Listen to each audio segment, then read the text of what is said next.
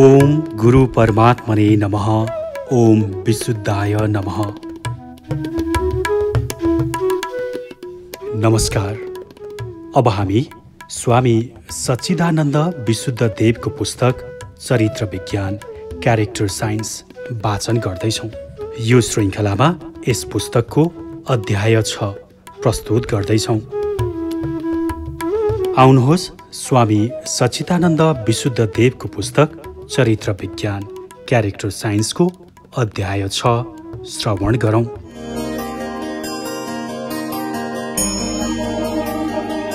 मानव संरचना, human structure. अघिल्लो अध्यायमा प्राण शक्तिले आफूलाई विकसित गर्दै क्रमशः प्राण, चेतना, मन, बुद्धि र विवेक रूपी अवस्थामा परिवर्तित गराएर जड, वनस्पति, सोदज, अण्डज र पशुको उत्पत्ति गर्यो र त्यसपछि सर्वोत्कृष्ट कलाको रूपमा मानव जातिको सृष्टि गर्यो भन्ने कुरालाई स्पष्ट गरिसकेका छौँ। साथै प्राणको 5औं अवस्थाको पूर्ण रूप मानव जातिले प्राणकै 5म अवस्था विवेकको प्रयोगबाट प्राण रूपमा रहेका आफ्नो मूल स्वरूपलाई अनुभूति गरेर अर्थात् ईश्वर अनुभूति सेल्फ और गॉड रियलाइजेसन गरेर परमात्मा स्वरूप नै बन्न सक्ने हुनाले प्राणको सर्वोत्कृष्ट कला वा सर्वोत्कृष्ट सृष्टि र सर्वोत्तम प्राणी मानिस नै भएको कुरा पनि प्रष्ट भइसकेको छ। अब मानव संरचनाको यस अध्यायमा यस्तो सर्वोत्तम प्राणी रूप मानव कसरी बनेको रहेछ यसलाई एक एक पाठ बाई पाठ गरेर विश्लेषण गरिएको छ। मानव संरचना। कलाको कारणले गर्दा प्राण शक्ति स्वाभाविक रूपले परिवर्तित हुँदै गयो। यही परिवर्तनको सम्बन्धमा उही शक्ति आफ्नो विशुद्ध अवस्थाबाट अहंकार युक्त भई जीवात्माको रूपमा परिवर्तित भयो। यस परिवर्तनको क्रमलाई काल टाइमले गति प्रदान गर्यो र करुणाले यसलाई नियमित, नियन्त्रित र सन्तुलित गर्दै आयो। त्यसपछि अहंकारयुक्त त्यस जीव कारण शरीरको आकारले बेष्टित भयो। त्यसलाई पछि सूक्ष्म शरीर कस्मिक बडीको आवरणले ढाक्यो। सूक्ष्म शरीरलाई पनि भौतिक भोगको तृष्णा तृप्ति गर्न स्थूल शरीरको आवरणले ढाक्यो। यसरी प्राण रूप मूल प्रकृतिलाई एकपछि अर्को पत्रले ढपक्क ढाकेको सुन्दर संस्कृतिको उत्कृष्ट आकृतिको रूपमा मानव खडा भयो। मानव संरचनाको मूल अवस्था परमात्मा हो र उसको स्थूल अवस्था स्थूल शरीर अर्थात् भौतिक शरीरको अवस्था हो। यसरी संरचनाको आधारमा मानवलाई टुक्राएर हेर्ने हो भने मानव निम्नलिखित भागहरूको एकीकरण हो। स्थूल शरीर, सूक्ष्म शरीर, कारण शरीर, जीवात्मा र परमात्मा। अर्को शब्दमा भन्ने हो भने भौतिक शरीर र चेतन आत्माको योग नै मानव हो। गणितीय भाषामा भन्ने हो भने यसरी पनि भन्न सकिन्छ।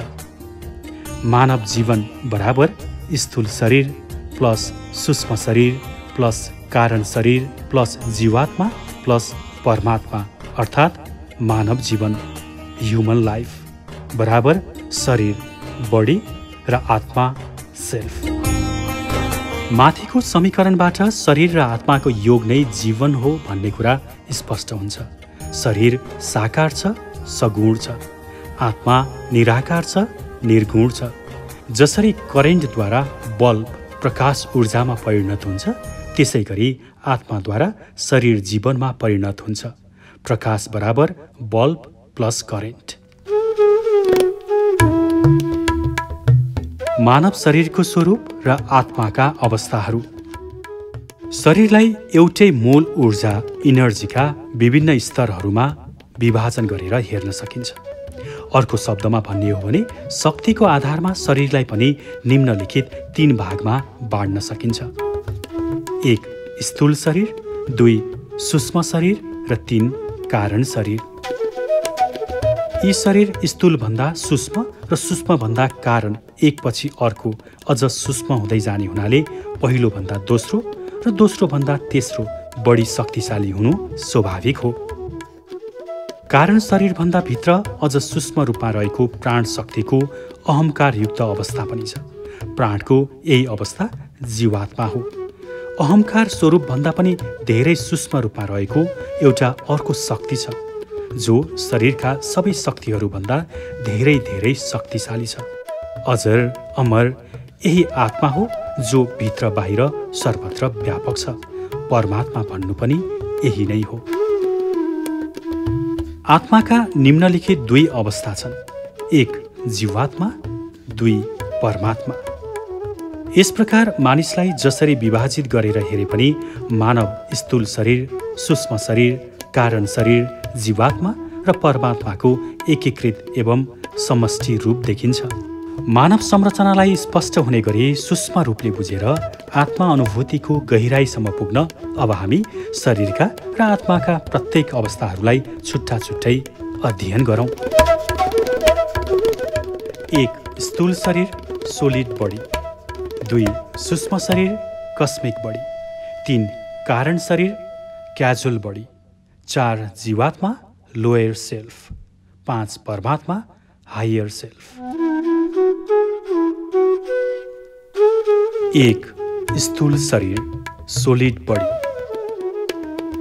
अन्न, रस, रगत, मासु, बोसो, हड्डी, मासी, वीर्य, ओज र तेज क्रमशः एक अर्काबाट निर्मित भई स्थूल शरीर बनेको हुन्छ। यिनै 10 तत्त्वको समष्टि रूप नै जीवको स्थूल शरीर हो। यिनै तत्त्वहरूलाई आयुर्वेदमा धातु भनिएको छ। स्थूल शरीर निर्माणको मूल स्रोत, सबै तत्त्वहरूका स्रोत अन्न भएको हुनाले अन्नलाई ब्रह्म अर्थात् प्राण भनिएको छ। अन्नवौ प्राणः। साथै तेज शक्ति अर्थात् क्रिया शक्ति, एक्टिभिटीबाट नै अन्नको प्राप्ति, प्रयोग र सदुपयोग सम्भव हुन्छ।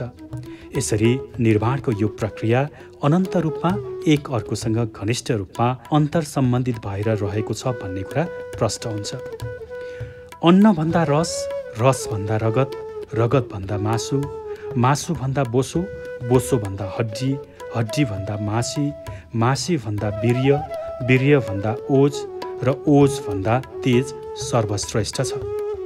यी एकपछि अर्को झन्झन सूक्ष्म र शक्तिशाली बन्दै गएर सबैको समष्टि शक्तिबाट जुन मूर्त तथा साकार रूप पैदा हुन्छ त्यही नै स्थूल शरीर हो। स्मरणीय छ, स्थूल शरीर ब्रह्मकै विस्तार भएकोले यसलाई स्वप्न जस्तै ठानेर नकार्नु हुँदैन। स्थूल शरीरलाई सबै कुरा ठानेर यसैमा भुल्नु पनि हुँदैन। यसलाई एउटा लक्ष्य प्राप्त गर्ने महत्त्वपूर्ण साधनको रूपमा मानेर सदुपयोग गर्नुपर्दछ। यस तथ्यलाई बुझ्न स्थूल शरीरको निर्माण प्रक्रिया र प्रत्येक तत्त्वहरूका आपसी सम्बन्धलाई दर्शाउने तलको रेखाचित्रलाई ध्यान दिउँ। स्थूल शरीरको संरचना। अन्न फुड, रस वाटर, रगत ब्लड, सम्पत्ति वेल्थ, मासु बोसो हड्डी मज्जा स्वास्थ्य हेल्थ, वीर्य ओज तेज, चरित्र क्यारेक्टर। चरित्र स्वास्थ्य र सम्पत्तिको आधार हो। स्वास्थ्य, चरित्र र सम्पत्ति बीचको सन्तुलनको केन्द्र हो। Character is the foundation of health and wealth. Health is the balancing point of character and wealth. यी 10 धातुहरूमध्ये वीर्य धातुसम्म अष्टधातुहरू साकार रूपमा हुन्छन्। ओज र तेज निराकार रूपमा हुन्छन्। अन्नदेखि वीर्यसम्म 8वटा धातुहरूलाई महत्त्व प्रदान गर्दै हाम्रा शास्त्रहरूले अष्टधातुको रूपमा पूजा गर्ने विधान राखिएको छ। अष्टमातृका यिनैका प्रतीक हुन्। 8औं गर्भको रूपमा कृष्णको उत्पत्ति हुनुको रहस्य पनि यही हो। अष्टमी तिथिमा नै कृष्ण जन्मेको भावार्थ पनि यही हो। यसरी 8वटा धातुहरू साकार रूपमा परिवर्तित हुँदै गएर वीर्य ओजमा बदलिन्छ र ओज तेजमा बदलिन्छ। यो यस्तो विचित्रको प्रक्रिया छ कि अन्न जस्तो ठोस आकारबाट परिवर्तन हुँदै केही समयमै ओज र तेज जस्तो निराकार रूपमा पुगेर असीम शक्ति पैदा गर्दछ। यसरी अन्नलाई चेतनामा र बललाई शरीरमा राख्ने अथवा परिणत गर्ने यो प्रक्रियालाई अङ्ग्रेजीमा मेटाबोलिजम प्रोसेस भनिन्छ। खाएको अन्नलाई मलमा बदल्ने र त्यसलाई शरीरबाट बाहिर निकाल्ने प्रक्रियालाई एनाबोलिजम अर्थात् क्याटाबोलिजम भनिन्छ। जसरी दीप जलाउँदा तेल तत्त्व प्रकाशमा बदलिन्छ, त्यसै गरी अन्न अन्ततोगत्वा ब्रह्म तेजमा बदलिन्छ। यस प्रकार स्थूल शरीरका निर्माता यी 10 वटै धातुहरू एक स्वचालित प्रक्रिया अटो प्रोसेसद्वारा क्रमशः एकपछि अर्कोमा परिवर्तित हुँदै सूक्ष्म शरीरको धारणा गर्न तथा स्थूल शरीरद्वारा अपार क्रियाकलाप गराउन सक्षम हुन्छन्। यसैलाई जीव रासायनिक प्रक्रिया भनिन्छ। माथि उल्लेखित रेखाचित्रमा अन्न, रस र रगतलाई सम्पत्ति वेल्थ भनिएको छ। मासु, बोसो, हड्डी र मज्जालाई स्वास्थ्य हेल्थ भनिएको छ। त्यसै गरी वीर्य, ओज र तेजलाई चरित्र क्यारेक्टर भनिएको छ। यसो किन भनियो भन्ने कुरालाई पनि छुट्टा छुट्टै शीर्षकमा अध्ययन गरौँ। सम्पत्ति वेल्थ स्थूल शरीर निर्माणको स्वचालित प्रक्रियामा प्रत्यक्ष भूमिका निर्वाह गर्ने तत्त्वलाई यहाँ सम्पत्ति भनिएको छ। हीरा, मोती, पन्ना, जुहारत जस्ता धातु र मुद्राहरू यथार्थमा सम्पत्ति होइनन्, किनभने यिनलाई थुपारेर वा खाएर स्थूल शरीरको रक्षा गर्न सकिँदैन। आर्जन गरिने यी धातुरूप सम्पदाहरूलाई स्थूल शरीर धान्नको निम्ति अन्नमा नै बदलिएर उपयोग गर्नुपर्दछ। अन्य जीवजन्तुका अगाडि खानेकुरा र हिरा मोतीका डङ्गुर थुपारेर राखिदिनुस्, हिरा मोतीलाई हेर्नसम्म नहेरेर खाना नै खान थाल्दछन्। मानिसले त आफ्नो कारोबार चलाउन आफ्नो सुविधाको लागि भनेर मात्रै यिनलाई व्यवहारमा ल्याएको हो। जीवन चलाउन अन्न अनिवार्य छ। त्यसैले विश्वका सबै देशले कृषि विकास तथा अन्नको उत्पादनमा विशेष जोड दिएका छन्। अन्नबाट रस र रसबाट रक्त पैदा हुने हुँदा अन्नदानलाई महादान र रक्तदानलाई जीवनदान भनिएको हो। यसरी श्रमद्वारा आर्जन गरिएको सम्पूर्ण कुराहरू जीवनलाई धान्न अन्नमा नै बदल्नु पर्ने हुनाले रस र रगतमै प्रतिपल बग्ने जीवनको शक्ति र बल हुनाले यिनलाई सम्पत्ति भनिएको हो। स्वास्थ्य हेल्थ यसै गरी रगतबाट मासु बन्दछ, मासुबाट बोसो बन्छ, बोसोबाट हड्डी बन्छ र हड्डीबाट मज्जा बन्छ। मासु, बोसो, हड्डी र मज्जाको समष्टि संरचनालाई स्वास्थ्य भनिन्छ। स्वास्थ्य भन्नुको तात्पर्य सो अर्थात् आफूमा स्थित रहनु हो। सो आफू, स्थ स्थिर रहनु। आफ्नो अस्तित्वमा अविच्छिन्न रूपले स्थिर भइरहनु स्वस्थ हुनु हो। आफूलाई आफ्नै आकारमा स्थिर राख्ने धातुहरू मासु, बोसो, हड्डी र मज्जा नै हुन्। यी धातुहरू जति स्वच्छ र पुष्ट हुन्छन् उति हाम्रो स्वास्थ्य तगडा हुन्छ। त्यसैले यिनीहरूलाई प्राकृतिक एवं स्वाभाविक रूपमा स्थिर राख्नुपर्दछ। तब मात्रै हामी आयुष्मान एवं स्वस्थ हुन्छौँ। त्यसैले यी धातुहरूलाई यहाँ स्वास्थ्य भनिएको हो। चरित्र क्यारेक्टर रेखाचित्रबाट यो स्पष्ट हुन्छ कि वीर्य, ओज र तेजको समष्टि शक्ति सन्तुलनको अवस्था नै चरित्र हो। यी 3 धातुहरूको शक्ति सन्तुलन राख्नमा इच्छा शक्ति, ज्ञान शक्ति र क्रिया शक्तिले महत्त्वपूर्ण भूमिका खेल्ने हुँदा यी 3 शक्तिको समन्वयलाई पनि चरित्र भनिन्छ। चर माने चल्नु हो र हस्व इका त्रमा मिलाइदिँदा त्रि बन्दछ, अर्थात् 3 मा चल्नु नै चरित्र हो। इच्छा शक्ति, ज्ञान शक्ति र क्रिया शक्तिको समष्टि रूपमा सन्तुलित रहेर व्यवहार गर्नु नै चरित्र हो। यी कुरालाई राम्ररी बुझ्न वीर्य, ओज र तेजलाई छुट्टा छुट्टै अध्ययन गरौँ।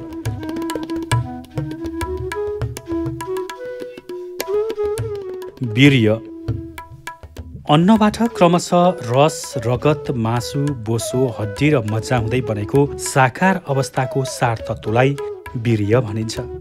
काम शक्ति भनेको पनि यही हो तथा यो नै इच्छा शक्तिको रूपले हामीमा प्रकट हुन्छ।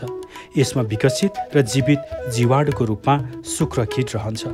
यही धातु तत्त्वमा मानव जीवनको उत्पत्ति र अस्तित्व हुन्छ। यही तत्त्वबाट सृष्टि विस्तार हुन्छ। यो नै सृजन शक्ति क्रिएटिभिटी हो।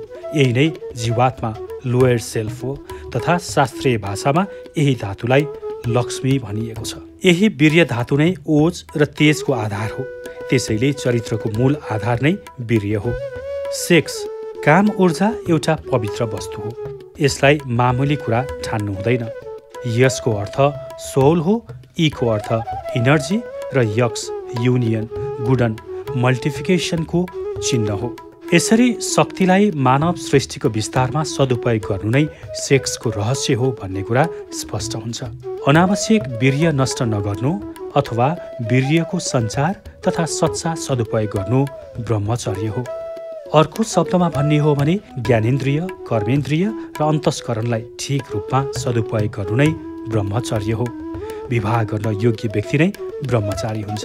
ब्रह्मचारीले नै स्वस्थ सन्तान दिन सक्छ। विवाह नगरे मात्रै ब्रह्मचारी हुन्छ भन्नु संकुचित धारणा हो। सन्तान उत्पत्तिमा वीर्यको सदुपयोग गर्नु, बच्चाको भरण पोषण गर्नु जस्ता समष्टिगत कुराहरू यसमा पर्दछन्। सही अर्थमा ब्रह्मचर्य विज्ञान भनेको पनि यही हो। ओज वीर्यमा रहेको शक्ति जब अक्साइड बन्छ तब त्यही शक्ति नै ओज अर्थात् उत्साह बन्दछ। इच्छा शक्ति अथवा काम शक्ति जब क्रियामा आउँछ त्यस बखत त्यो शक्तिलाई केन्द्रमुखी शक्ति भनिन्छ। यो शक्ति क्रियाशील हुँदा जुन प्रतिक्रिया भएर शक्ति पैदा हुन्छ त्यही शक्तिलाई केन्द्राभिमुखी शक्ति भनिन्छ। यस प्रकार क्रिया र प्रतिक्रिया शक्तिलाई सन्तुलित राख्ने शक्ति नै ओज हो। ओजलाई कान्ति पनि भनिन्छ। निन्द्रा, आलस्य, प्रमाद र हामीमा आइपर्ने अज्ञानताको विरुद्ध लड्न सक्ने शक्ति यही ओजमा हुने हुनाले यसलाई ज्ञान शक्ति पनि भनिन्छ। शास्त्रीय भाषामा हामी यसलाई सरस्वती भन्दछौँ। त्यो यही ज्ञान शक्ति हो। ओजबाट साधकलाई उत्साह, उमङ्ग, धैर्य, शान्ति, स्थिरता, अहिंसा, श्रद्धा र जागर जस्ता महान शक्तिहरू प्राप्त हुन्छन्। ओज शक्तिलाई अझ स्पष्ट पार्न यस उपमालाई बुझौँ। जसरी डुङ्गा चलाउँदा बहाना चप्पुले कार्यको रूपमा एक्सन पानीलाई पछाडि धकेलिएपछि प्रतिक्रियाको रूपमा रियाक्सन डुङ्गा अगाडि बढ्छ। यस अवस्थामा डुब्न नदिने जुन शक्ति छ त्यही नै ओज हो। यसै गरी वीर्यमा रहेको शुक्रकीटमा जुन जीव बन्ने शक्ति छ त्यो नै ओज हो। यो ओज सुषुप्ना नाडीबाट बुद्धिमा जति सञ्चार हुन्छ उति मानिस विवेकी ओजस्वी हुन्छ। त्यस्ता ओजस्वी मानिस नै कान्तिवान हुन्छन्। यही ओज शक्तिले हामीलाई कुबाटोमा जानबाट रोक्दछ अर्थात् बचाउँदछ। ओज बढ्नु नै तेज बढ्नु हो। तेज बढ्नु नै चरित्रवान हुनु हो। जीवनरूपी डुङ्गा सुचारू रूपले चलाउने शक्ति पनि यही ओज शक्ति हो। ब्रह्मचर्य धारणालाई बढी महत्त्व दिनुको मुख्य कारण यही ओज बढ्ने भएकाले नै हो। ओज एक यस्तो शक्ति हो जसले शुक्रलाई वृद्धिको रूपमा, ज्ञान शक्तिको रूपमा माथि बढाइदिन्छ। यो तथ्य तलको रेखाचित्रबाट स्पष्ट हुन्छ। तेज इच्छा शक्ति र ज्ञान शक्तिको घर्षण अर्थात् क्रिया र प्रतिक्रियाबाट जुन झिल्का पैदा हुन्छ त्यही ओजको क्रियाशीलता नै तेज हो। अर्को शब्दमा विद्युत शक्तिको नाम नै तेज हो। उदाहरण स्वरूप घिउलाई ओजको रूपमा लिने हो भने अग्निको सहयोगबाट जब घिउ प्रकाशमा परिवर्तित हुन्छ त्यही प्रकाश घिउको तेज हो। यो नै ब्रह्म ऊर्जा हो। यसै गरी तेज भनेको अन्नबाट उत्पन्न भएको अन्तिम निराकार चेतन ब्रह्म हो। यही क्रियाशक्ति हो। शास्त्रीय भाषामा जुन शक्तिलाई दुर्गा वा काली भनिन्छ त्यो शक्ति पनि यही तेज नै हो। मानिसको शरीरमा हुने तापक्रम र इन्द्रियहरूमा आउने शक्ति पनि यही तेज तत्त्वको कारणले प्राप्त भएको हो। मानिसको शरीरमा हुनुपर्ने सन्तुलित तापक्रम 89.6 डिग्री फरेनहाइट अथवा 37 डिग्री सेल्सियस जुन छ त्यो तापक्रम पनि यही तेज तत्त्व नै हो। तेज तत्त्वबाट नै कर्म, करुणा, सेवा र परोपकार जस्ता गुणहरू पनि प्राप्त हुन्छन्। चरित्र त्रिशक्तिको सन्तुलन। सारांशमा भन्ने हो भने वीर्य इच्छा शक्ति हो, ओज ज्ञान शक्ति हो र तेज कर्म शक्ति हो। यी त्रिशक्तिको सन्तुलन ब्यालेन्स नै योग हो र यही नै चरित्र हो। यसलाई तलको त्रिकोण चित्र नम्बर 2 बाट स्पष्ट पारिन्छ। रेखा चित्र नम्बर 2 इच्छा शक्ति वीर्य अर्थात् लक्ष्मी क्रिएटिभिटी, ज्ञान शक्ति ओज अर्थात् सरस्वती, कर्म शक्ति तेज अर्थात् काली एक्टिभिटी।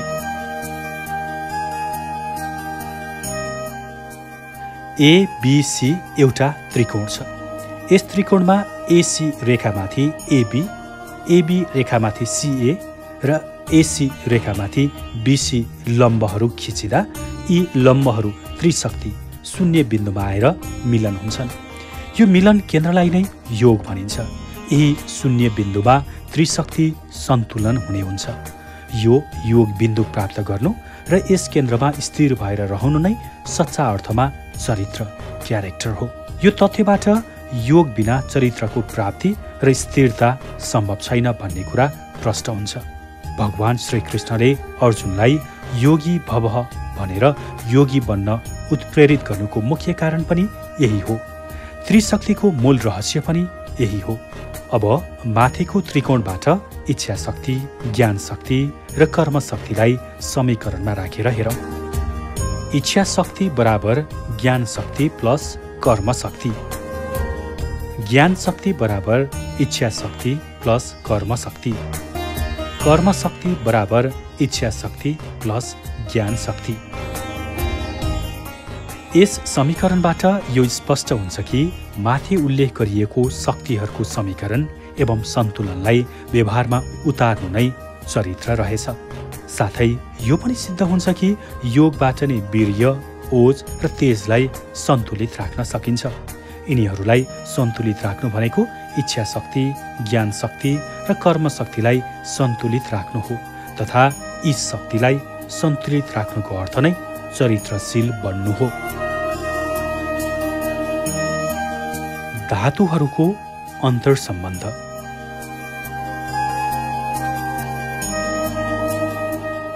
जसरी अन्नदेखि तेजसम्म सबै धातुहरू कार्य र कारणको रूपमा एक अर्कासँग अविच्छिन्न रूपले अन्तर्सम्बन्धित कोरेलेटेड छन्, त्यसै गरी यिनै धातुहरूबाट निर्मित सम्पत्ति, स्वास्थ्य र चरित्र, वेल्थ, हेल्थ एन्ड क्यारेक्टर पनि एक अर्कासँग घनिष्ठ रूपमा अन्तर्सम्बन्धित छन्। जसरी सम्पत्ति बिना स्वास्थ्यको लागि चाहिने आहार विहार तथा हेरचाह हुन सक्दैन, त्यसै गरी स्वास्थ्य बिनाको सम्पत्ति पनि अर्थहीन हुन्छ। किनकि स्वस्थ नभइकन न त सम्पत्ति नै कमाउन सकिन्छ न त कमाएको सम्पत्तिको उपयोग नै गर्न सकिन्छ। यसै गरी चरित्र बिना न स्वास्थ्य रक्षा हुन सक्दछ न सम्पत्तिको आर्जन, न भोगको सुख न सम्पत्तिको संरक्षण नै हुन सक्दछ। यसरी यी तीनवटै कुराहरू एक अर्कामा यसरी अन्तर्सम्बन्धित छन् कि एकको अभावमा अर्कोले सुचारू रूपले काम गर्नै सक्दैन। हुन त यी तीनमध्ये चरित्रलाई नै महानतम शक्ति मानिएको छ, तर पनि त्यसको साथै अरू दुई पनि कम महत्त्वका छैनन्। योगद्वारा तेज तत्त्वको अर्थात् ब्रह्म तत्त्वको अनुभूति हुन्छ भने आत्म तत्त्वको अनुभूतिबाट चरित्रको स्थिरता प्राप्त हुन्छ। चरित्रको प्राप्ति र स्थिरता नै मानव जीवनको लागि सबैभन्दा महान उपलब्धि हो। यस तथ्यलाई अझ राम्ररी बुझ्नको लागि तल कोरिएको त्रिकोणलाई हेरौँ। रेखाचित्र नम्बर 3। सम्पत्ति, वेल्थ, स्वास्थ्य, हेल्थ, योग, चरित्र, क्यारेक्टर। स्वास्थ्य प्लस चरित्र बराबर सम्पत्ति। स्वास्थ्य प्लस सम्पत्ति बराबर चरित्र। सम्पत्ति प्लस चरित्र बराबर स्वास्थ्य। सम्पत्ति, स्वास्थ्य र चरित्रको रेखामा मिल्ने केन्द्रबिन्दु जो छ त्यही सार्थक जीवनको आत्मा अनुभूति हो। योग भनेको पनि यही केन्द्रबिन्दु हो। यसै गरी अब चरित्र शक्तिको विकास कहाँबाट कसरी हुन्छ भन्ने बारेमा जानौँ। रेखा चित्र नम्बर 4। सदिक्षा, विल, सद्बुद्धि, विस्डम, सत्कार्य, वर्क, चरित्र। If wealth is lost, God is lost. If health is lost, better is lost. If character is lost, the best is lost. भावार्थ, यदि सम्पत्ति नोक्सान भयो अथवा हरायो भने मानिसलाई केही दुःख पीर पर्दछ, तर प्रयास जारी राखेमा चाँडै नै त्यो सम्पत्ति आर्जन गर्न सकिन्छ। यदि स्वास्थ्य बिग्रियो अथवा रोगी भयो भने मानिसलाई धेरै नै दुःख, कष्ट र चिन्ता पर्दछ, तर राम्ररी उपचार गराएमा केही समय बढी लागे पनि धेरै ठुलो रोग पनि निको हुन सक्छ। तर यदि चरित्र बिग्रियो भने सर्वनाश नै हुन्छ। चरित्रहीन मानिस जिन्दगीभर दुःख, कष्ट र चिन्तामा फस्दछ। धेरैजसो मानिसको सोचाइमा चरित्र भनेको केवल आदर्श हो, कुरा मात्र हो, उपदेश मात्र हो भन्ने गर्दछन्। तर यो सोचाइ बिल्कुल गलत हो। चरित्र केवल उपदेश होइन, यो व्यवहार पनि हो। चरित्र केवल कुरा मात्र होइन, कर्म पनि हो। त्यसै कारणले स्थूल शरीरलाई बुझेर चरित्र निर्माण गर्नमा आफूलाई समर्पित गर्नु मानिसको कर्तव्य हो। सूक्ष्म शरीर, कस्मिक बडी।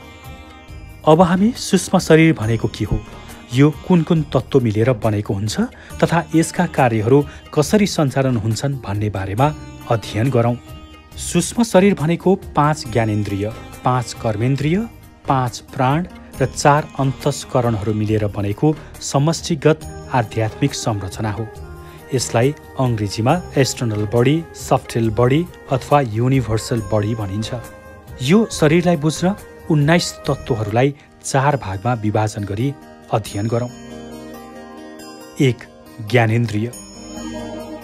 विराट अस्तित्वलाई स्थूल अथवा सूक्ष्म रूपमा जान्ने अथवा अनुभव गर्ने व्यक्ति भएका जीवको स्थूल शरीरमा रहेका अङ्गहरूलाई ज्ञानेन्द्रिय भनिन्छ। ज्ञानेन्द्रिय 5 वटा छन्। कान, छाला, आँखा, जिब्रो र नाक।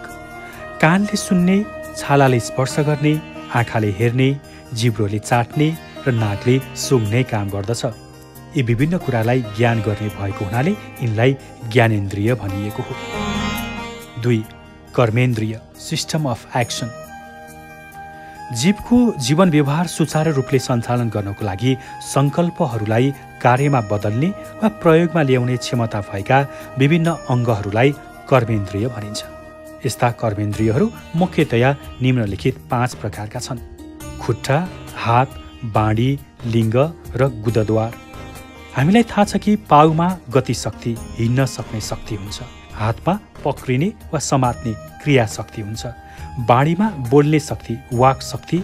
लिङ्गमा सन्तान उत्पादन गर्ने शक्ति, प्रजनन शक्ति र गुदद्वारमा मल त्याग गर्ने शक्ति, उत्सर्ग शक्ति हुन्छ। यिनै विभिन्न कार्य गर्ने भएकाले यिनलाई कर्मेन्द्रिय भनिएको हो। अन्तस्करण, सिस्टम अफ बिइङ। ज्ञानेन्द्रिय र कर्मेन्द्रियहरू system of knowledge and action को योग बिन्दुमा जुन शक्ति पैदा हुन्छ त्यो नै अन्तस्करण हो, जो निम्नलिखित तत्त्वहरूको समष्टि रूप हो: मन, बुद्धि, चित्त र अहङ्कार। चैतन्यका यी 4 अवस्थालाई नै अन्तस्करण भनिन्छ। वास्तवमा चेतन विशुद्ध तत्त्व हो, तर धारणा, मान्यता तथा संस्कार आदि विभिन्न कारणवश हाम्रो शरीरमा विद्यमान चेतन यी 4 अवस्थामा देखिन मात्रै गएका हुन्। क. मन, माइन्ड। चेतनमा जब सङ्कल्प, विकल्प उठ्दछन्, अर्थात् यो काम गर्न पाए हुन्थ्यो, त्यो काम गर्नु नपरे हुन्थ्यो, यो गरौँ, त्यो नगरौँ आदि सङ्कल्प, विकल्प उठ्दछन्, त्यस बखत त्यही चेतन मन हुन पुग्दछ। बुद्धि, इन्टेलेक्ट। तर्क, वितर्क अर्थात् यो ठिक हो, यो बेठिक हो, यसो गर, यसो नगर भनी निश्चय गर्ने शक्तिलाई बुद्धि नामले पुकारिन्छ। चित्त, कन्सियस। चित्त भनेको चेतन शक्ति हो। यसले भावको कार्य गर्दछ, अर्थात् चित्तमा अनेक प्रकारका भाव, विचारहरू पैदा हुने र नाश हुने कार्य भइरहेको हुन्छ। प्रेम भाव, दया भाव, करुणा, रिस, राग, द्वेष यी सबै चित्तबाट पैदा भएका हुन्छन्। बाहिरका गतिविधिको सीधा प्रभाव चित्तमाथि पर्दछ। चित्तले पनि त्यही प्रकारको भाव छोड्दछ। घ. अहङ्कार, इगो। जब चेतनले कुनै विषयलाई आकार दिने कार्य गर्दछ, अर्थात् म र मेरो भन्ने भाव लिएर चित्तले आकार प्रकार त्यसलाई दिन थाल्दछ, त्यस बखत अहङ्कार नामले पुकारिन्छ। 4. प्राण, भाइटालिटी। ज्ञानेन्द्रिय, कर्मेन्द्रिय र अन्तस्करणलाई सजीव बनाउने जुन शक्ति छ, त्यही शक्तिको नाम प्राण हो। प्राण निम्नलिखित 5 प्रकारका छन्: प्राण, अपान, समान, उदान र व्यान। प्राण शक्तिका निम्न 5 उपरूपहरू पनि छन्: नाग, कुर्म, कृकल, देवदत्त र धनञ्जय। हामीले भित्र लिने श्वास प्राण हो, बाहिर छोड्ने श्वास अपान हो। यसरी भित्र र बाहिर गर्दा जहाँ घर्षण पैदा हुन्छ त्यो समान प्राण हो। पाचन शक्तिद्वारा हामीले खाएका खानेकुरालाई पचाएर बल र मलमा परिणत गर्नु यसको कार्य हो। उदान प्राण कण्ठस्थित त्यो ग्रहण शक्ति हो जसले खाएको अन्न, जल आदिलाई आमाशयसम्म पुर्याउने काम गर्दछ। व्यान प्राण त्यो सञ्चार शक्ति हो जसले रक्तलाई शरीरको कोष कोषमा लिएर जाने कार्य गर्दछ। प्रधान र उपप्रधान गरी यी 10 प्राणहरूको परिचय यसभन्दा अघि प्राण शक्ति अध्याय 5 मा भइसकेको छ। अब रेखाचित्रद्वारा स्पष्ट पारिएको सूक्ष्म शरीरको संरचनालाई हेरौँ। सूक्ष्म शरीरको संरचना: 5 ज्ञानेन्द्रिय, नाम नेम, क्रिया वर्क, कान इयर, सुन्ने हेयरिङ, छाला स्किन, छुने टचिङ, आँखा आई देख्ने सेन्थिङ, जिब्रो टङ चाख्ने टेस्टिङ, नाक नोइज स्मेलिङ। 5 कर्मेन्द्रिय, नाम क्रिया, खुट्टा फिट हिँड्ने, हात पक्रिने, बाडी स्पिच बोल्ने, लिङ्ग प्रजनन, गुद्वार मलत्याग गर्ने। 4 अन्तस्करण, नाम क्रिया, चित्त चेतना दिने, बुद्धि विचार गर्ने, मन निर्णय गर्ने, अहङ्कार कार्यरूप दिने। माथिको रेखाचित्रबाट यो स्पष्ट हुन्छ कि कानले श्रवण शक्तिद्वारा सुनेर, छालाले स्पर्श शक्तिद्वारा छोएर, आँखाले दृष्टि शक्तिद्वारा हेरेर, जिब्रोले रसास्वादन शक्तिद्वारा चाखेर र नाकले घ्राण शक्तिद्वारा सुँघेर कुनै पनि ज्ञान गर्दछ। त्यसपछि त्यसको छाप चित्तमा पर्दछ। त्यसै चित्तबाट बुद्धि, मन र अहङ्कारको समष्टि रूपलाई अन्तस्करण भनिन्छ। ज्ञानेन्द्रियबाट प्राप्त ज्ञानको चित्तमा गएर छाप पर्दछ। त्यस चित्तमा परेको छाप बुद्धिमा परिणत हुन्छ। त्यस बुद्धिले विचार शक्तिबाट अथवा तर्क शक्तिबाट जुन निर्णय गर्छ त्यसलाई मनमा पठाइन्छ। मनले सङ्कल्प गर्ने अथवा विकल्प खोज्ने आफ्नो शक्तिले ती कुरालाई अहङ्कारमा पठाइदिन्छ। अनि कुरा साकार भए चित्तमा आउँछ र चित्तले कार्यान्वयनको निम्ति खुट्टा, हात, बाँडी, लिङ्ग, गुद्वारको समष्टि शक्ति कर्मेन्द्रियलाई सुम्पिदिन्छ। कर्मेन्द्रियले पनि ती सुम्पिएका काम कुरालाई आफ्नो क्रियाशक्तिबाट गतिको शक्तिद्वारा कतै जाने, क्रियाशक्तिद्वारा हातले काम गर्ने, वाक शक्तिद्वारा बाँडीले बोल्ने, प्रजनन शक्तिद्वारा लिङ्गले सम्भोग गर्ने र उत्सर्ग शक्तिद्वारा मलद्वारले मल त्याग्ने कार्य सम्पादन गर्दछन्। यसरी कर्मेन्द्रियलाई कार्यमा प्रेरित गराउने प्रेरक शक्ति अन्तस्करणै रहेछ भन्ने कुरा हामीलाई प्रष्ट हुन्छ। तर यो अन्तस्करणलाई पनि सजीव बनाएर कार्यमा संलग्न गराउन अर्कै शक्ति छ। त्यसको नाम हो प्राण। हाम्रो शरीरभित्र हुने प्राणहरूका मुख्य मुख्य कार्यहरू अझ राम्ररी बुझ्न तलको रेखाचित्रलाई हेरौँ। 5 प्राण, 5 भाइटल फोर्सेस।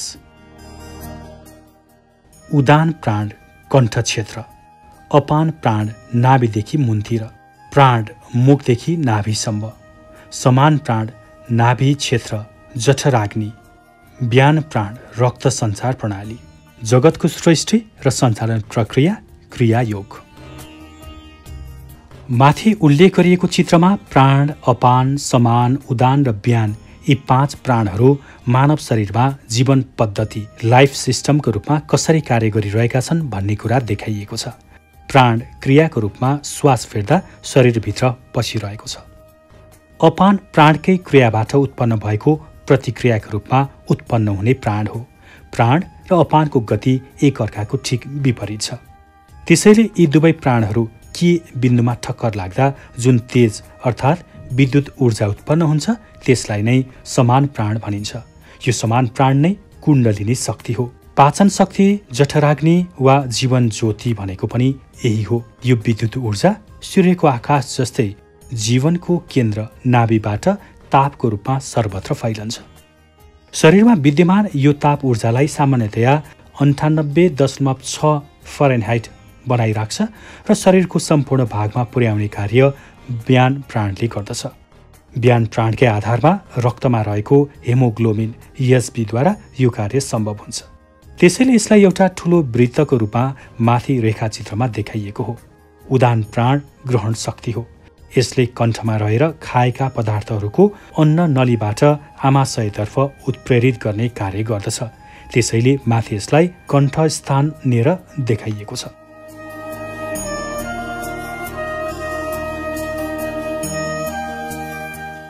सूक्ष्म शरीर र संस्कार।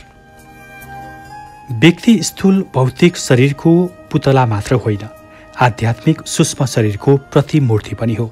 यही सूक्ष्म शरीरकै माध्यमबाट मानिसले आफूले गरेका शुभ र अशुभ कर्मको संस्कार अनुसार आफूलाई अनेक प्रकारका दुःख सुख अर्थात् स्वर्ग नर्कमा पुर्याउँदछ, जीवन चक्रमा घुमाइरहन्छ। मानिसका सबै प्रकारका शुभ र अशुभ संस्कारहरूको पुञ्ज नै सूक्ष्म शरीर हो। कुन योनिमा जाने भन्ने कुरा संस्कारले निर्धारण गर्दछ र निर्णयलाई सूक्ष्म शरीरले कार्यान्वयन गर्दछ। जस्तो किसिमको संस्कार कर्मको हुन्छ, त्यही प्रकारको शरीर जल, स्थल वा वायुचर आदि श्रेणीहरूमा शरीर प्राप्त गर्दछ। यही संस्कारलाई शास्त्रले भाग्य वा प्रारब्ध भनेर पुकारेको छ। स्थूल शक्तिलाई छोडी सूक्ष्म जगत ब्रह्माण्डमा घुम्ने, चोला फेर्ने, भूतप्रेत इत्यादि अस्तित्वहरू यही अलौकिक शरीर सूक्ष्म शरीरकै घेराभित्र पर्दछन्। सूक्ष्म जगतमा घुम्न समर्थ भएकाले नै यसलाई अङ्ग्रेजी भाषामा एस्ट्रल बडी टु एस्ट्रे बराबर घुम्नु भनिएको हो। शास्त्रमा यसैलाई लिङ्ग शरीर, वायु शरीर, प्राण शरीर, ब्रह्मण्डीय शरीर आदि नामहरूले पुकारिएको छ। स्मरणीय छ कि सूक्ष्म शरीरले त्यस बेलासम्म काम गरिरहन्छ जबसम्म अहङ्कार गरिन्छ। अहङ्कार तबसम्म रहिरहन्छ जबसम्म व्यक्ति नाम, रूप, जाति, पेशा जस्ता गहना लगाएर सजाएको शरीरलाई म मान्दछ। जब व्यक्ति व्यक्तित्व अर्थात् आफ्नो सच्चा स्वरूप निराकार चेतन आत्मामा पुग्दछ तब अहङ्कार स्वतः लोप हुन्छ। जसरी समुद्रमा पसेको गङ्गाजीको नाम, रूप सबै मेटिएर समुद्र नै बन्दछ। व्यक्ति निराकारमा पुग्नु भनेको आत्मज्ञानी हुनु र यसैमा स्थिर रहनु भनेको आत्मा अनुभूति गर्नु, चरित्रशील हुनु हो। जबसम्म वासना र संस्कार समाप्त हुँदैन तबसम्म सूक्ष्म शरीर समाप्त हुँदैन भन्ने कुरालाई राम्ररी बुझेर हामीले पनि वासना र अहङ्कारलाई हटाउनेतर्फ लागौं। 3. कारण शरीर क्याजुअल बडी।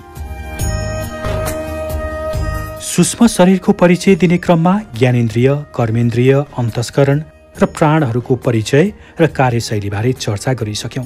अब हामीमा यो जिज्ञासा उठ्नु पनि स्वाभाविकै छ कि विभिन्न ज्ञानेन्द्रियहरूमा जुन जुन शक्तिहरू हुन्छन्, जस्तै कानमा सुन्ने शक्ति, छालामा स्पर्श शक्ति आदि, तिनमा ती शक्तिहरू त्यसरी आउनका कारण के रहेछन् त? यसबारे पनि तथ्य बुझौं। स्थूल र सूक्ष्म शरीरका समस्त शक्तिहरूको पनि कारणको रूपमा रहेको एउटा आदि भौतिक समष्टि शक्तिपुञ्ज छ। त्यसलाई कारण शरीर भनिन्छ। यो कारण शरीर निम्नलिखित 8 तत्त्वहरूको समष्टिगत शक्तिपुञ्ज हो। 1. शब्द, 2. स्पर्श, 3. रूप, 4. रस, 5. गन्ध। यी तत्त्वहरू इन्द्रियका विषयहरू हुन्। यिनै विषयहरूको कारणले ज्ञानेन्द्रियले शक्ति प्राप्त गर्दछ। यी 5 विषयका तत्त्वहरू बाहेक निम्नलिखित 3 विषयगत भोग, इच्छा, चाहना व्यक्त गर्ने तत्त्वहरू पनि छन्। यसलाई समेत मिलाएर सूक्ष्म शरीरका 8 तत्त्व हुन्छन्। 6. काम, इच्छा, 7. कर्म, संस्कार, 8. अविद्या, विकार, भ्रम। कारण शरीरलाई बुझ्न तल लेखिएको रेखाचित्रले अझ सहयोग पुर्याउनेछ। कारण शरीरको संरचना।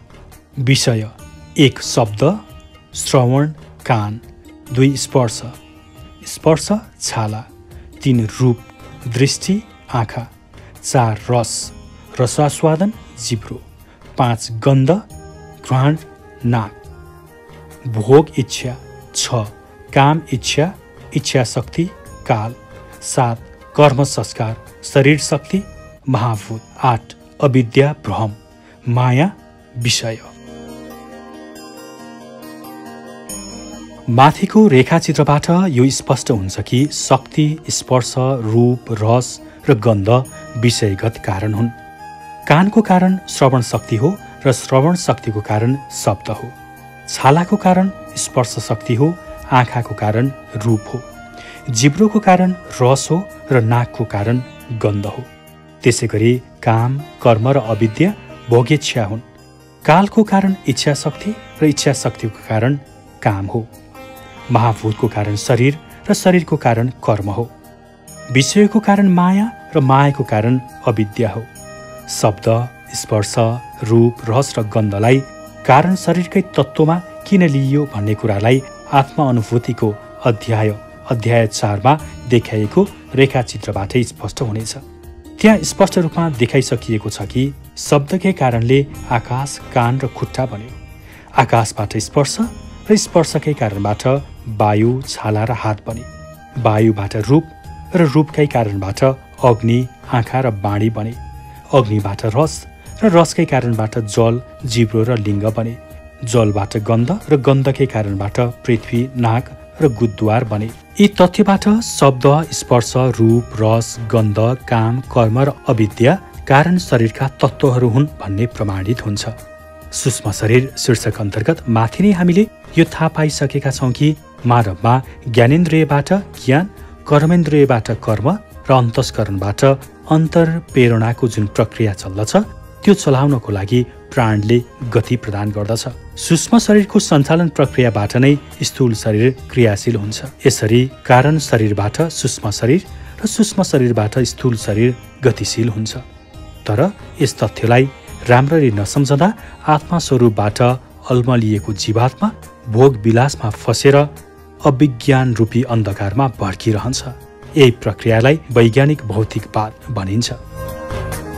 कारण शरीर र आत्मा अनुभूति। यो कुरा निर्विवाद छ कि कुनै कारण बिना कार्य हुन सक्दैन। यही कुरा आत्मा अनुभूति अध्यायमा स्पष्ट रूपमा व्याख्या भइसकेको छ। अर्थात् स्थूल शरीरको कारण सूक्ष्म शरीर र सूक्ष्म शरीरको कारण शरीर हो। तसर्थ अब हामीलाई यो तथ्य पनि राम्ररी थाहा भइसक्यो कि कारण शरीरबाट जबसम्म मुक्ति प्राप्त हुँदैन तबसम्म जीवात्मा मुक्त हुँदैन। कारण शरीरको पनि कारणलाई खोज्दा त्रिगुण शक्ति सत, रज र तममा पुगिन्छ।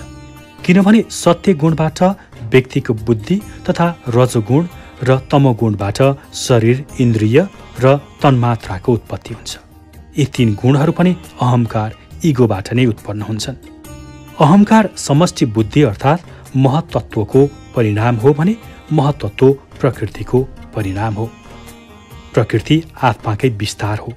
यसबाट यो पनि स्पष्ट हुन्छ कि कारण शरीरलाई भेदन गर्दै गुणातीत हुँदै अहङ्कारलाई समष्टि बुद्धि र समष्टि बुद्धिलाई प्रकृतिमा विलय गरेपछि मात्रै मानिस आत्मा सेल्फमा पुग्दछ। यसरी आत्मा स्वरूपमा पुगेर त्यसलाई र त्यसको विस्तारलाई अनुभूति गर्नु नै आत्मा अनुभूति, गॉड और सेल्फ रियलाइजेसन हो। यो नै वैज्ञानिक अध्यात्मवाद हो। विवेकशील कार्य पनि यसैलाई भनिन्छ। यसै अवस्थामा स्थिर रहनुलाई सही अर्थमा जीवन मुक्ति भनिन्छ। मानिसको यो स्थूल शरीर धारणा गरेकै बखत यदि विषय वासना रूपी विस्तारलाई छोड्न सके भने ऊ बाँचेर पनि जिउँदै मरे सरह हुन्छ। साथै स्थूल शरीरले मरे पनि त्यो मानिस मरेको हुँदैन, किनभने उसको कारण शरीरले उसलाई विषय वासनाका संस्कार अनुसार अनेकौं दिनहीन योनिहरूमा जन्म दिन बाध्य गराइरहन्छ।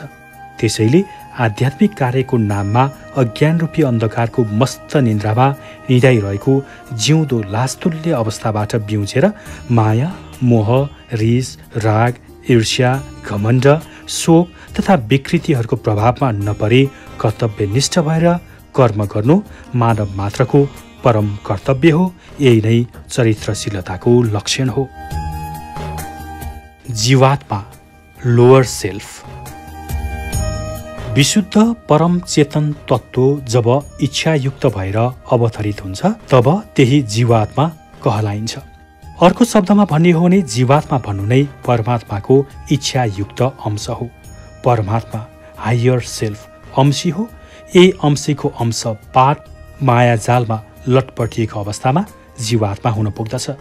जीवात्मा बेसी हो भने परमात्मा समष्टि हो। जीवात्मा रङ्गयुक्त एक थोपा जल हो भने परमात्मा विराट महासागर हो। यसलाई निम्न समीकरणबाट पनि बुझ्न सकिन्छ।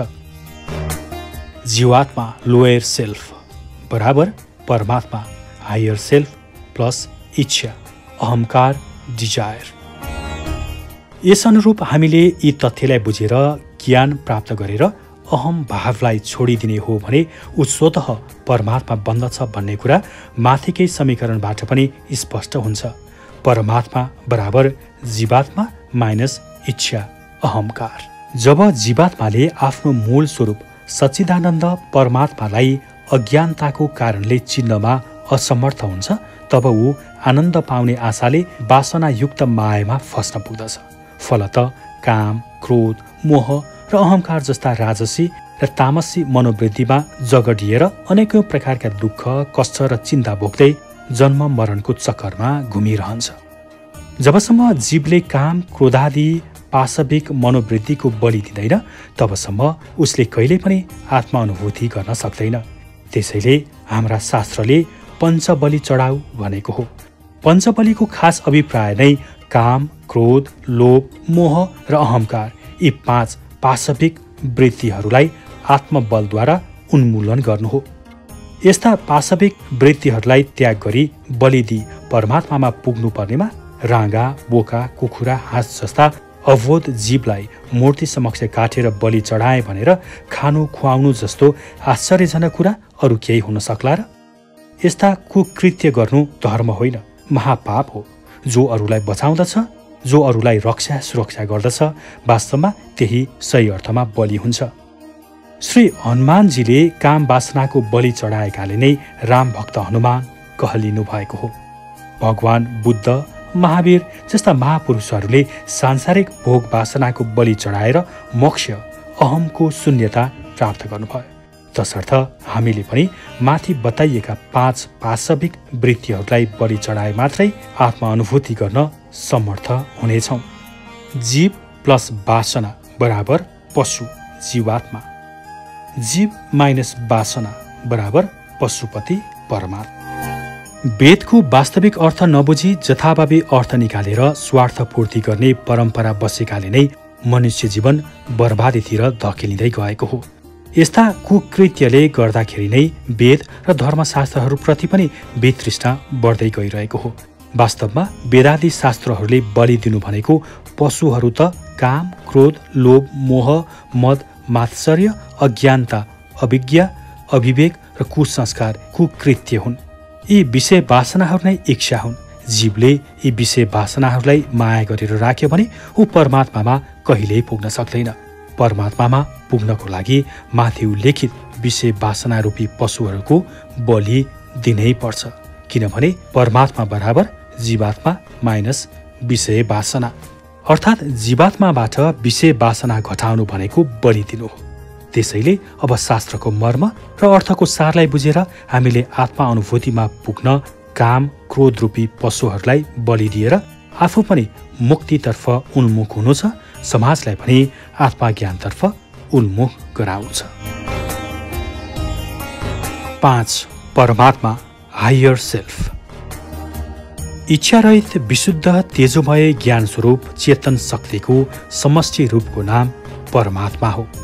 यस अर्थमा जब जीव विषय वासनाबाट माथि उठ्दछ अर्थात् इच्छारहित अवस्थामा पुग्दछ तब त्यही जीव परमात्मा स्वरूप हुन पुग्दछ।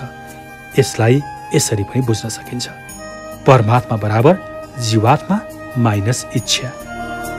तसर्थ हामीले चेतनाको विशुद्ध अवस्थालाई अनुभूत गरेर त्यही रूपको प्राप्तिमा लाग्नु पर्दछ।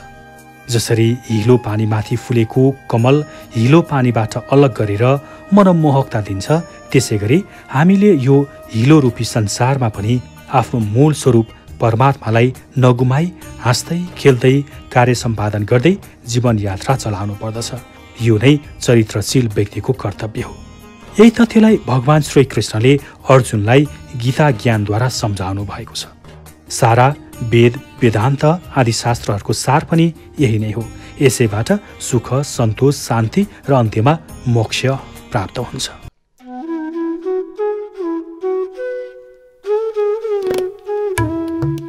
मानव, अहंकार र ओमकार। हामीले यहाँसम्म स्थूल शरीर, सूक्ष्म शरीर, कारण शरीर, जीवात्मा र परमात्माको सम्बन्धमा जुन चर्चा गर्यौं त्यसबाट मानव संरचनाको बारेमा स्पष्ट भइसकेको हुनुपर्छ। साथै यो पनि स्पष्ट भएको हुनुपर्छ कि मानव जीवन मूलतः विशुद्ध चेतन ओमकार हो।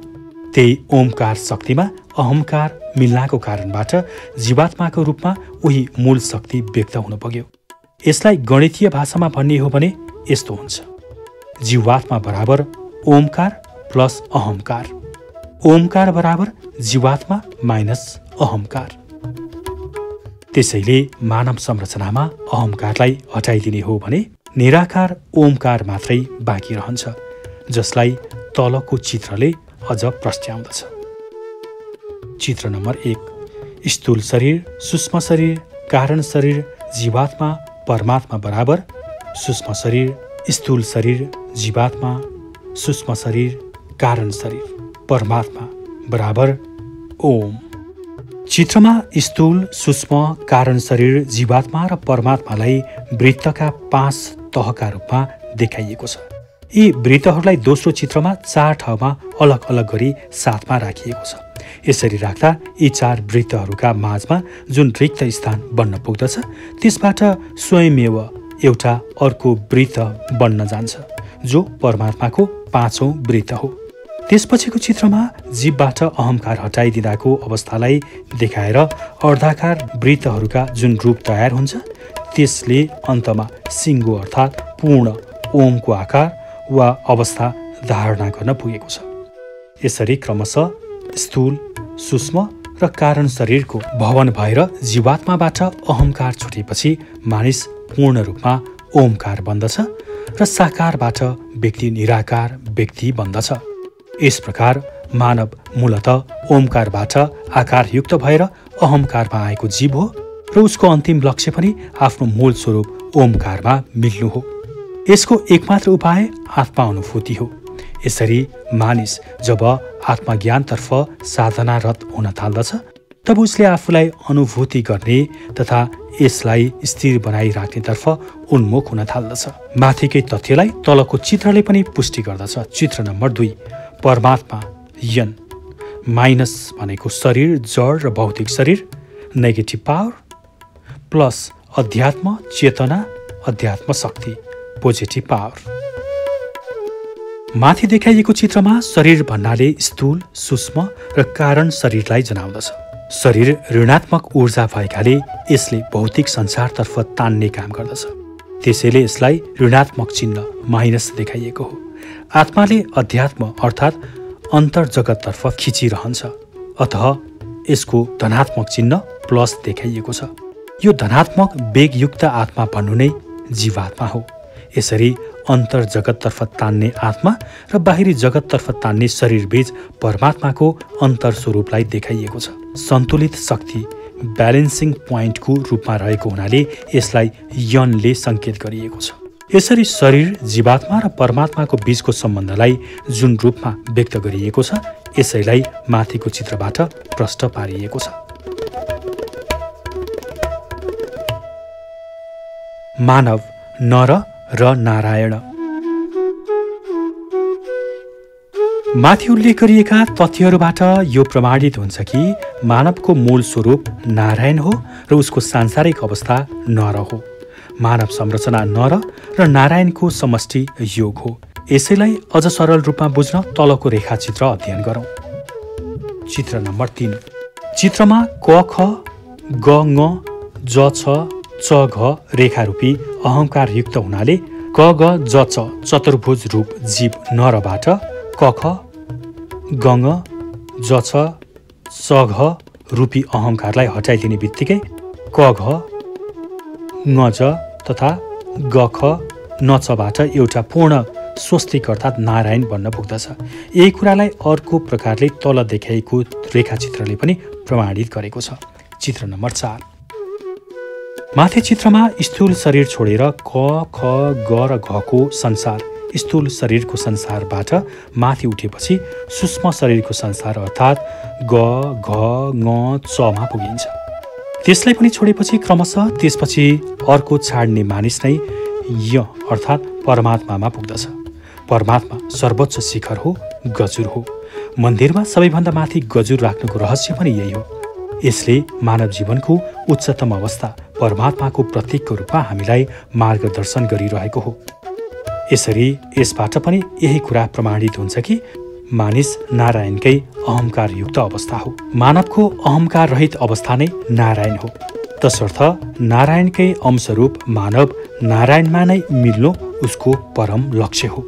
सांसारिक व्यवहारलाई अन्ततः कुशलतापूर्वक सम्पादन गर्दै आफ्नो परम लक्ष्यमा पुग्नु चरित्र निर्माणको पवित्र उद्देश्य हो। ओम शान्ति शान्ति शान्ति।